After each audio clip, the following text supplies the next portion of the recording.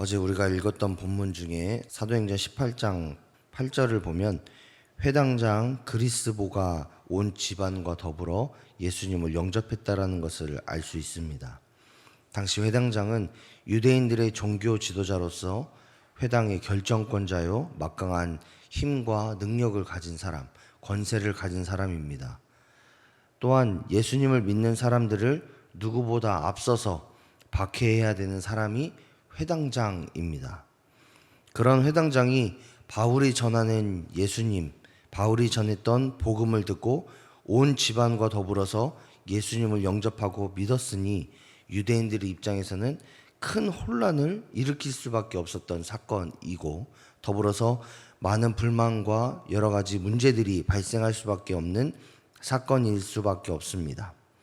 그랬기 때문에 사도 바울을 향한 유대인들의 박해가 더욱 심각해졌고, 그로 인해서 이 사도 바울의 마음속에 두려운 마음이 은연중에 생겼던 것 같습니다. 그때에 하나님께서 밤에 환상 중에 사도 바울을 찾아오십니다.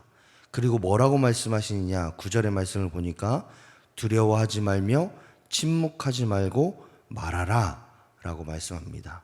두려워하지 말고 침묵하지 말고 담대히 주님의 복음을 지금처럼 전할 것을 이야기하시는 겁니다. 그러면서 그렇게 할 수밖에 없는 이유, 그렇게 해야만 되는 이유를 말씀하시는데 10절의 말씀을 보니까 내가 너와 함께 있음에 라고 말씀합니다. 하나님은 사도 바울에게 동행하실 것에 대한 말씀을 하시는 거죠. 내가 너와 함께 하기 때문에 너는 두려워하지 말고 침묵하지 말고 말하라, 이렇게 말씀하시는 겁니다. 그리고 더불어서 사도 바울이 지금까지 전했던 예수님의 복음, 예수님의 십자가, 그 모든 복음이 하나님 보시기에 합당한 일이었다라는 것을 이 사도 바울에게 말씀하심으로 인해서 이 사도 바울이 나의 삶 가운데에, 또 복음의 사역 가운데에 하나님이 함께 하시고 그동안 내가 했던 모든 사역이 하나님께서 보실 때에 온전했구나, 이 사실을 깨닫게 되는 겁니다. 그렇기 때문에 사도 바울은 하나님의 말씀을 의거하여 하나님의 말씀을 힘입어 끝까지 사명을 감당할 수 있게 됩니다. 11절의 말씀을 보니까 하나님께서 그런 말씀을 하심으로 인해서 사도 바울이 1년 6개월 동안 그들 가운데에, 즉 고린도에 머물면서 하나님의 말씀을 전하고 그들을 가르쳤다라고 말씀하고 있습니다. 그 1년 6개월의 시간 속에서 고린도에 새로운 총독인 갈리오가 부임하게 되죠. 그리고 그 모든 시간 가운데에 고린도에 있었던 사람들이 하나님의 말씀을 듣고 믿고 따르는 그런 모습들이 일어납니다. 이 고린도의 새로운 총독인 갈리오가 부임하자 유대인들은 사도 바울을 율법을 어기는 자로 고발을 합니다. 어수선한 그 틈을 이용해서 사도 바울을 고발함으로 인하여 사도 바울을 쳐내려고 혹은 죽이려고 했던 그들의 계략을 보게 됩니다. 그런데 갈리오는 사도 바울에게 어떠한 혐의도 없다라는 것을 말하면서 유대인의 법을 가지고 와서 재판해달라고 하지 말고 너희 스스로 그 모든 일들을 해결하라고 유대인들의 고발을 거절하는 것을 15절의 말씀을 통해서 볼 수 있습니다. 자신들의 뜻대로 일이 해결되지 않자 유대인들은 회당장 소스데네를 잡아와서 자신들의 분노를 표출합니다. 그리고 자신들의 말을, 자신들이 말했던, 주장했던 그것들을 갈리오가 들어주지 않았다라는 것을 알게 되자 소스데네를 잡아 법정 앞에서 때리는, 그러니까 갈리오가 있는 그 관사 앞에서 그런 때리는 퍼포먼스를 하게 되는 거죠. 그러나 17절의 말씀을 보니까 갈리오가 말했던 것처럼 이 일에 대해서 전혀 상관하지 않는 모습을 보여줍니다. 오늘 이 본문의 말씀을 통해서 우리는 두 가지 은혜를 깨닫게 되는데, 첫 번째로는 하나님의 귀한 사역은 멈추면 안 된다라는 것을 깨닫게 됩니다. 환경과 상황은 우리가 하나님의 일을 하지 못하도록 만듭니다.